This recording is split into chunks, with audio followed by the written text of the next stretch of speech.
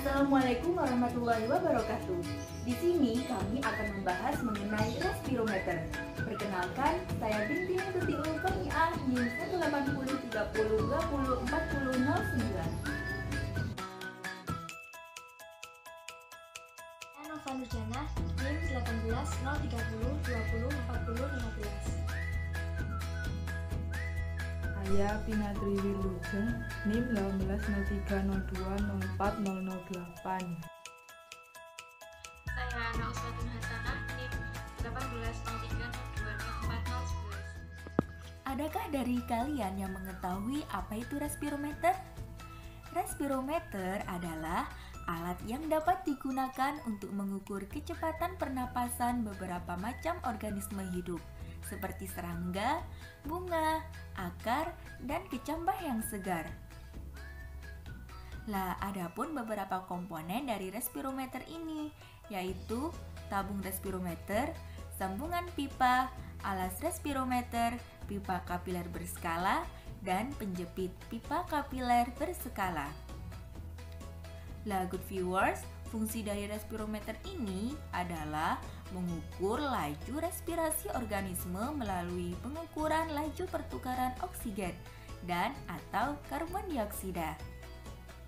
Adapun beberapa tipe-tipe atau jenis dari respirometer ini, terdapat 3 jenis. Yang pertama, ada respirometer sederhana tipe 1. Yang kedua, ada respirometer sederhana tipe 2. Dan yang ketiga, respirometer YouTube. Lah, good viewers, biasanya respirometer yang terdapat di laboratorium biologi dasar adalah respirometer sederhana tipe 1. Prinsip kerja dari alat ini yaitu bahwa dalam pernapasan ada oksigen yang digunakan oleh organisme dan ada karbon dioksida yang dikeluarkan olehnya.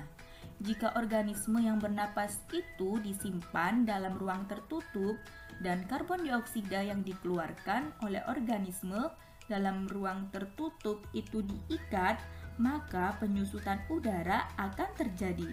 Kecepatan penyusutan udara dalam ruang itu dapat dicatat atau diamati pada pipa kapiler berskala.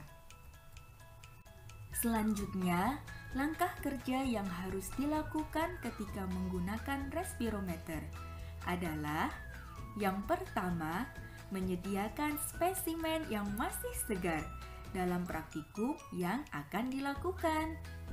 Kemudian yang kedua, memasukkan kristal KOH yang dibungkus kapas ke dalam tabung spesimen sebagai pengikat karbon dioksida.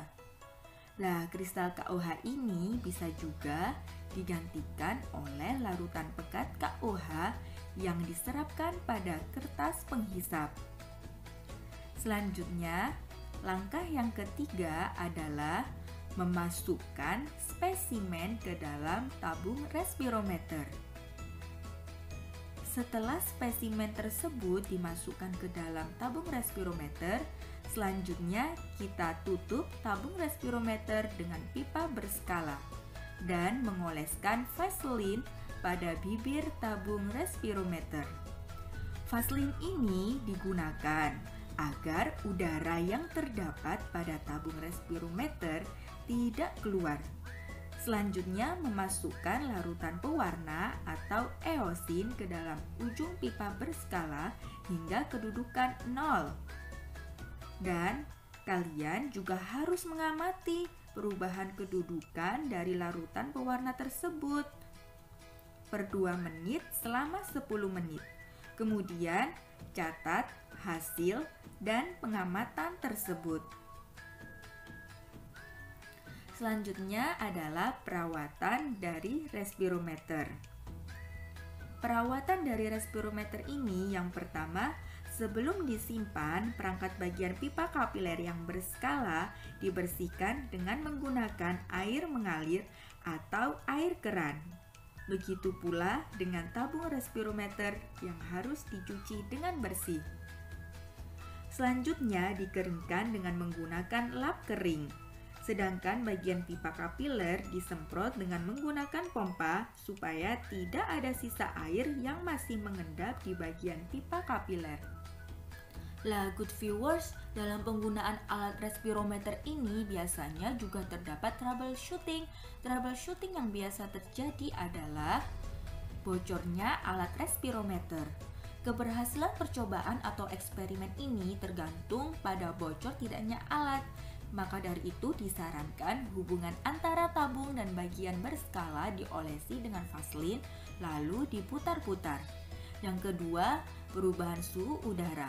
Bila menjadi panas akan menyebabkan titik air yang sudah bergerak ke arah tabung dapat bergerak kembali ke arah luar. Oleh karena itu, sebaiknya percobaan diadakan dalam waktu perubahan suhu yang tidak besar. Yang ketiga adalah kurangnya pembersihan pada tabung. Jika kurang bersih dan tabung tertutup, maka akan terjadi respirometer tak dapat dibuka lagi karena merekat oleh KOH. Maka dari itu, kalian harus mencuci bersih dan mengelapnya ya. Lah, demikianlah hasil presentasi dari kelompok kami mengenai respirometer. Semoga apa yang telah kami bagikan tadi bisa bermanfaat bagi kita semua. Terima kasih. Wassalamualaikum warahmatullahi wabarakatuh.